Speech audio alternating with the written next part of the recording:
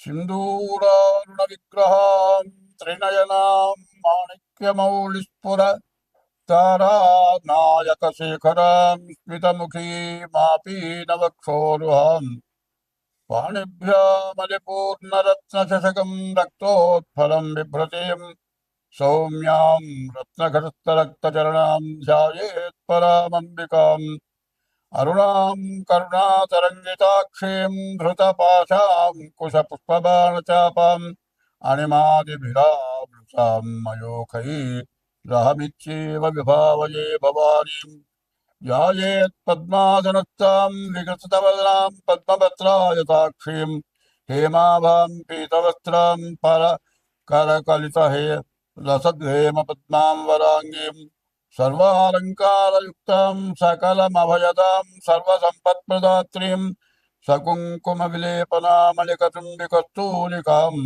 సమందహసితే క్షణాం ససదచాపపాశాం కుశాం అశేష జనమోహినీమరుణమాల్య భూషాంబరాం జపా కుసుమభాసురాం జప విధోస్మరేదంబికాం. 2026 సంవత్సరం ఫిబ్రవరి నెల మాస ఫలితాలు చెప్పుకుందాం.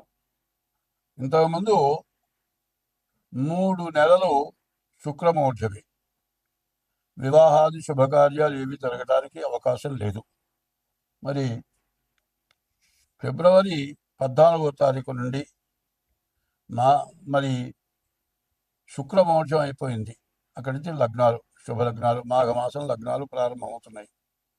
మరి ఈ మాఘమాసంలో వివాహాది శుభకార్యాలన్నిటికీ కూడా మంచి రోజులు. అట్లాగే తర్వాత మహాశివరాత్రి, ఇది చాలా మనకు హిందూ ధర్మానికి చాలా విశేషమైనటువంటి పండగ. శుభముహూర్తాలు ఫిబ్రవరి 13 నుంచి శుభముహూర్తాలు.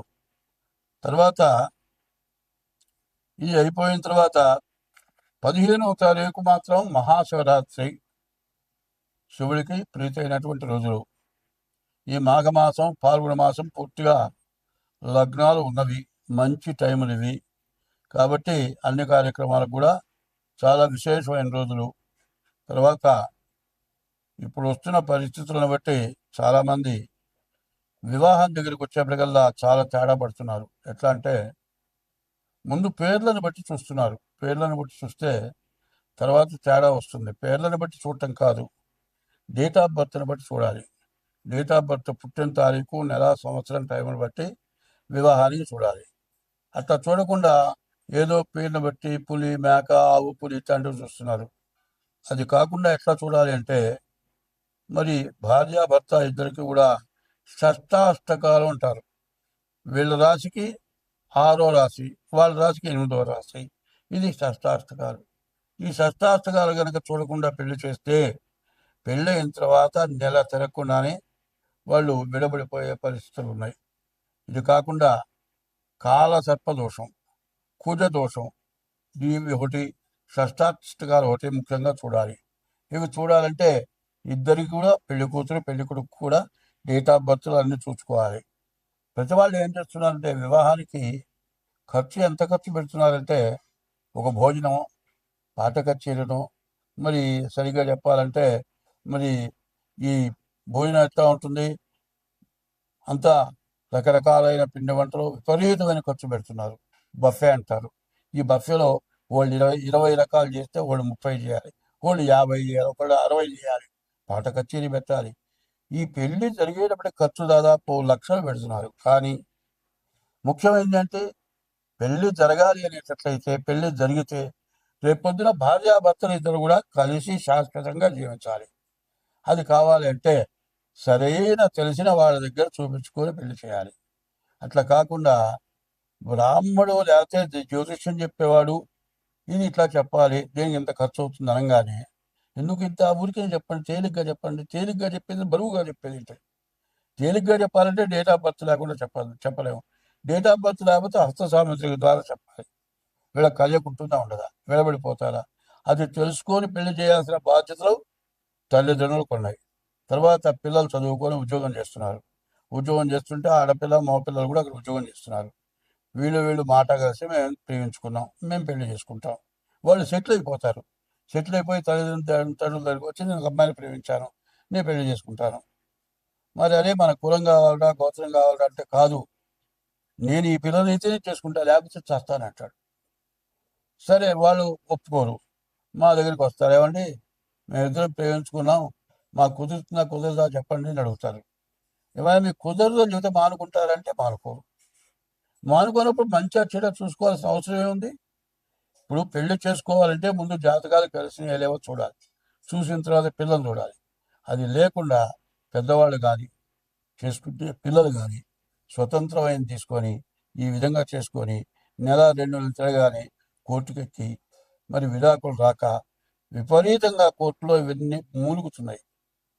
లాయర్లు కూడా విసుక్కుంటున్నారు. కాబట్టి నేను చెప్పబోయేది ఏంటంటే, ఎవరైనా సరే వివాహాలకి టైం కాబట్టి ఈ టైంలో జాగ్రత్తగా డేట్ ఆఫ్ బర్త్ ద్వారా మాత్రం మీరు వివాహానికి కుదురుతుందా లేదా అనేది చెప్పాలంటే మేము చెబుతాం. అయితే దానికి తగిన ఫీజు తీసుకొని చెబుతాం. ఇట్లా చేసుకుంటే మీకు అన్ని విధాల మంచిది. 2026 సంవత్సరం ఫిబ్రవరి నెల కర్కాటక రాశి ఫలితాలు చెప్పుకుందాం. ఈ కర్కాటక రాశికి మార్చి 30 వరకు, జరిగిపోయిన మార్చి 30 వరకు ఏలినాటి శని. ఈ ఏలినాటి శని అయిపోయింది అంటే శని మళ్ళీ వక్రించి అష్టమంలోకి వచ్చి మరి నవంబరు 27 వరకు ఈ రాశి వాళ్ళు చాలా అష్ట కష్టాలు, చెప్పడానికి వీలుగానటువంటి కష్టాలని కూడా పడ్డారు. కానీ ఇప్పుడు కూడా సరిగా చెప్పాలంటే శుక్రుడు బుధుడు తప్పితే ఏ గ్రహాలు కూడా పూర్తిగా బాగాలేవు. శుక్రుడు వల్ల వివాహం కాకపోతే వివాహం అవుతుంది కాదండి, భార్యాభర్తలకు ఏదైనా తేడా వచ్చుంటే ఆ తప్పులు దిద్దుకొని కలిసి ఉండగలుగుతారు. బుధుడు బాగున్నాడు, వ్యాపారాలు బాగుంటాయి. ఈ వ్యాపార రీత్యా మాత్రం సకల వ్యాపారాలు కూడా ఏ వ్యాపారం అయినా సరే బాగానే ఉంటుంది. జాయింట్ వ్యాపారాలు పనికిరావు. తర్వాత వ్యవసాయదారులకు బాగానే ఉంది. మోటార్ ఫీల్డ్ వాళ్ళకి మాత్రం కాస్త కష్టంగా ఉంటుంది. బిల్డర్లు, ఇళ్ళకి సంబంధించినటువంటి వాళ్ళకు కూడా చాలా బాగా ఉంది. కళాకారులకు బాగుంది. మూ 3 నక్షత్రాలు ఇప్పుడు చెప్పాలి అంటే, ఇప్పుడు ఈ కర్కాటక రాశి, ఈ కర్కాటక రాశి ఏంటంటే పునర్వసు నక్షత్రం 4వ పాదం, పుష్యమి 4 పాదాలు, ఆ శ్లేష 4 పాదాలు, ఇవి కలిసి కర్కాటక రాశి అయింది. ఈ కర్కాటక రాశి నీది అని నువ్వు నిర్ణయం చేసుకోవాలంటే నువ్వు పుట్టినప్పుడు పుష్యమి నక్షత్రం 4వ పాదం, పునర్వసు నక్షత్రం 4వ పాదం కావాలి.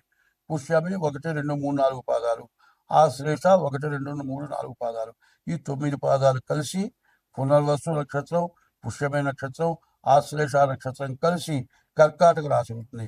ఈ కర్కాటక రాశి వారికి చెప్పాలంటే సప్తమంలో కుజుడు పడ్డారు. ఈ సప్తమంలో కుజుడు పడటమే కాకుండా ద్వాదశంలో గురువు పడ్డాడు. ఈ రాశి వాళ్ళకి కుజ గురువులు పూర్తిగా విరుద్ధంగా ఉన్నారు. మరి ఎట్లయినా సరే తగాదాలు బాగా ఎక్కువ వస్తాయి.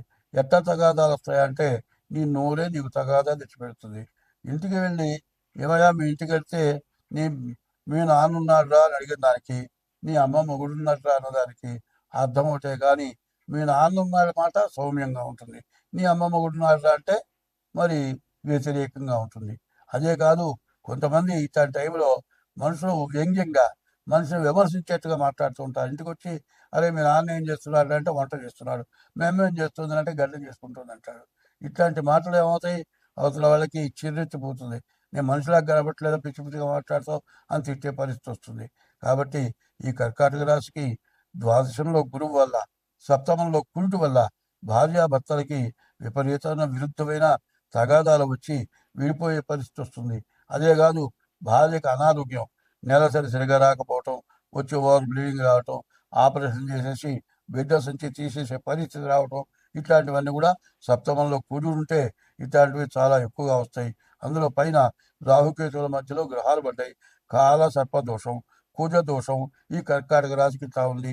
దీనివల్ల భార్యకు పూర్తిగా అనారోగ్యం వచ్చే లక్షణాలు బాగా కనబడుతున్నది. వచ్చే ఆదాయం కంటే ఖర్చు విపరీతంగా ఉంటుంది. 10 వంతులు ఆదాయం వస్తే 90 వంతులు ఖర్చు. ఎక్కడెక్కడ అప్పులు తీసుకొచ్చి అప్పులు తీర్చలేక చాలా ఇబ్బంది పడే లక్షణాలు కనబడుతున్నాయి. ఈ రాశి వాళ్ళు దీని నుంచి బయటపడాలి. ఈ బయటపడాలంటే కూడా మీ ఇష్టదైవాన్ని పూజించాలి. ఇష్టదైవాన్ని పూజించడమే కాదు, అందరికీ తేలిక ఏంటంటే కష్టం వచ్చినప్పుడు భార్య తేలిక. ఆ కోపం అంతా ఇంటి రంగానే భార్య మీద చూపిస్తారు. ఈ భార్య మీద చూపించడమే కాదు, తల్లిదండ్రుల మీద చూపిస్తారు. ముందు ఇంటికి ప్రధానమైన వ్యక్తులు జన్మనిచ్చిన తల్లిదండ్రులు. జన్మనిచ్చిన తల్లిదండ్రులు ఎన్నాళ్ళు? నీకు 25 ఏళ్ళు వచ్చేంతవరకే చూసేవాళ్ళు. మిగతా వయసు మొత్తం భార్య నిన్ను చూస్తుంది. ఇది అవినాభావ సంబంధం. ఈ సంబంధం వదిలిపోయేది కాదు, వదిలించుకునేది కాదు, తొందరపడేది కాదు, ఏమి అనేది కాదు. మంచిగా సమర్థించుకోవాలి. భర్త అంటే భరాయించగలవాడు. భర్త అంటే భరాయించగలవాడైనప్పుడు తల్లిదండ్రుల్ని, భార్యని కూడా జాగ్రత్తగా ఎన్ని సమస్యలున్నా సర్దుకొని జాగ్రత్తగా చూసుకోవటం కాక, మీ డేట్ ఆఫ్ బర్త్ ద్వారా మీ జాతకాలు చూపించుకుంటే అన్ని విధాలా బాగుంటుంది. స్వస్తి.